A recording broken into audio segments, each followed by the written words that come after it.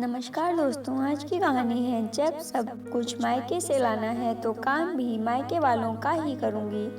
फटाफट रसोई का काम निपटाकर संध्या अपने कमरे में चली गई। बाहर घर के सदस्य सब तैयार हो चुके थे और संध्या है कि अभी तक तैयार ही नहीं हुई। जानती थी कि अगर 10 मिनट के अंदर तैयार नहीं हुई तो सासू माँ अच्छा खासा हंगामा कर देंगी, क्योंकि पहली बात तो यह कि जब मैं तैयार हो जाती तो उन्हें सब्र नहीं होता, और दूसरी ज़रूरी बात कि आज उनकी बेटी रोमा के घर प्रोग्राम था।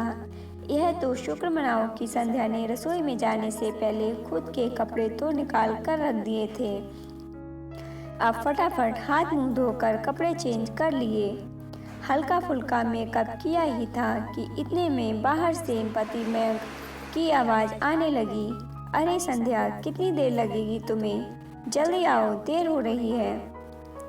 इससे पहले कि संध्या कुछ कहती, सासू माँ ने चिल्लाना शुरू कर दिया। अभी खुद के मायके काम होता तो फटाफट तैयार हो जाती, लेकिन यहाँ तो प्रोग्राम बेटी के घर पर है तो बस लेट करने में लगी हुई है। जब कह दिया था कि जल्दी तैयार हो जाना तो तैयार नहीं हो सकती थी। बस धीरे धीरे समय बर्बाद करने में लगी हुई है। बस अब पता था कि सासू माँ ने चिल्लाना शुरू कर दिया है। अब तो सबका मूड खराब होना ही है।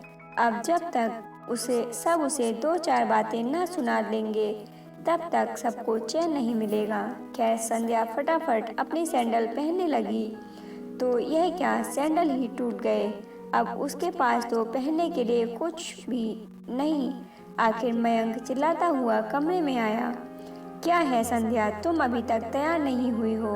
सब बाहर तुम्हारा इंतजार कर रहे हैं। बेचारी रोमा घर पर हम लोगों का इंतजार कर रही होगी। उसे देखकर संध्या ने अपने टूटे हुए सैंडल दिखाते हुए कहा, मैं क्या करूं, मेरे सैंडल ही टूट गए हैं और मेरे पास दूसरे भी नहीं हैं। हे भगवान, तुम इतनी लापरवाह कैसे हो सकती हो? एक और जोड़ी एक्स्ट्रा में नहीं रख सकती हो? जाकर देखो कि मम्मी की कोई सैंडल रखी हो तो वह पहन लो। पर मम्मी जी के सैंडल मुझे कैसे आएंगे? मम्मी जी की पैर मुझसे छोटे हैं, संध्या ने भी धीरे से कहा। तब तक सासू माँ दंदनाती हुई कमरे में आ गई और बोली, अरे चलना नहीं है क्या तुम दोनों को?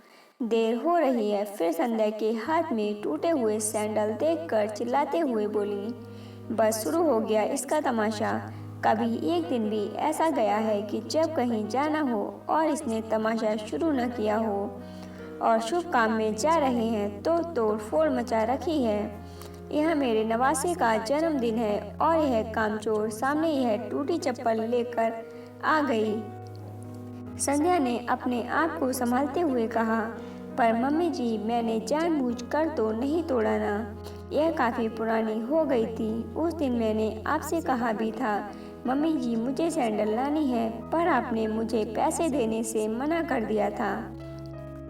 बेटे के सामने अपनी पोल खोलते देखकर सासू माँ संध्या पर चिल्लाते हुए बोली, हाँ तो पैसे का क्या, पेड़ पर उगते हैं। तेरे मायके गई थी तब ले आती ना बाहर से।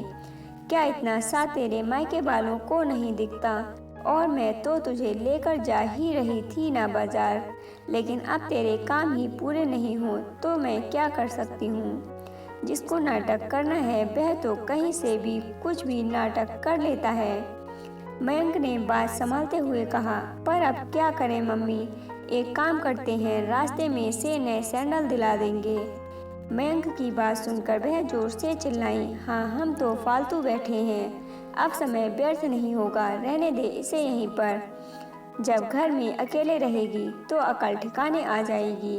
पर मम्मी, मयंक इससे पहले कुछ कहता उसके फ़ोन पर रोमा का फ़ोन आने लगा, जिसे देखकर सासू माँ ने कहा, जरूर रोमा का ही फ़ोन होगा, उसे क्यों उसके ससुराल में शर्मिंदा कर रहे हो?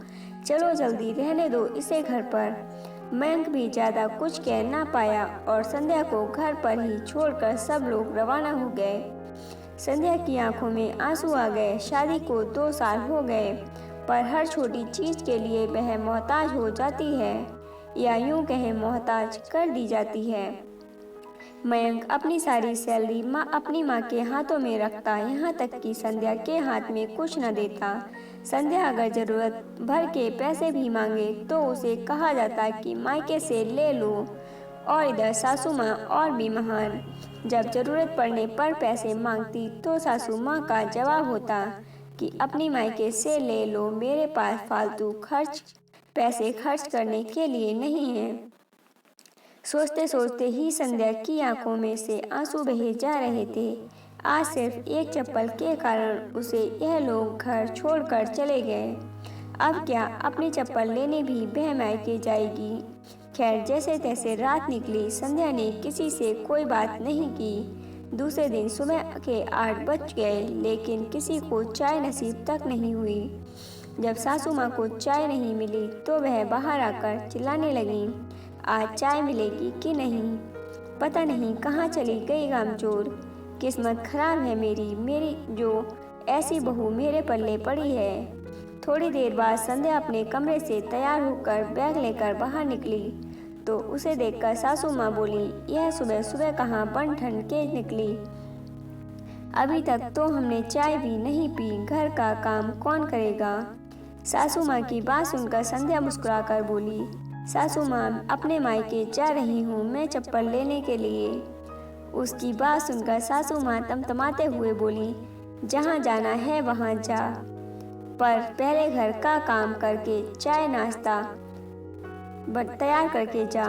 संध्या बोली, सासू माँ, ऐसा है कि जब सब कुछ मुझे मेरे मायके वालों से ही लेना है तो काम भी मायके वालों का ही करूँगी ना। अब आप लोगों की तो औकात नहीं है तो चप्पल खरीदने उनके पास जाना पड़ेगा। आपका घर है, आप लोग कीजिए अपने घर का काम। सासू माँ ने गुस्से में मयंक की तरफ देखा तो मयंक भी नज़र झुकाकर बैठा हुआ था। अरे तू कुछ बोलता क्यों नहीं है। क्या बोलूँ मैं तो कल भी कुछ नहीं बोला था, आज भी कुछ नहीं बोलूँगा। मुझे तो संध्या का कहना भी गलत नहीं लग रहा, मयंक ने कहा। तो सासू माँ उसे डांटते हुए बोली, तो तुझे तेरी माँ ही गलत लग रही है। नहीं माँ, आप भी गलत नहीं हैं, गलत तो मैं हूँ। मैं यह भूल गया था कि मैं शादीशुदा हूँ, मेरी पत्नी को भी खर्चों के लिए पैसों की ज़रूरत पड़ती होगी तो कुछ खर्चा उसके हाथ में भी मुझे देना चाहिए था। और मैं नालायक सारी सैलरी आपके हाथ में लाकर देता था, पर अब नहीं, अब मैं सारी सैलरी आपके हाथ में देने की जगह कुछ खर्चा संध्या के हाथ में ज़रूर दूंगा, ताकि उसे कोई भी सामान खरीदने के लिए मायके का मुंह ना देखना पड़े। आखिर बेटे को बहू का पक्ष लेते देखकर सासू माँ से कुछ कहते ही ना बना। वहीं उसी दिन मयंक ने छुट्टी लेकर संध्या को उसकी ज़रूरत की चीज़ों की शॉपिंग करवाई। तो दोस्तों, आज की कहानी के बारे में अपनी राय कमेंट बॉक्स में ज़रूर बताइएगा। कहानी अच्छी लगी हो तो लाइक और शेयर कीजिएगा। ऐसी ही अन्य कहानियों को सुनने के लिए चैनल को सब्सक्राइब कर लीजिएगा। कहानी को पूरा सुनने के लिए धन्यवाद दोस्तों।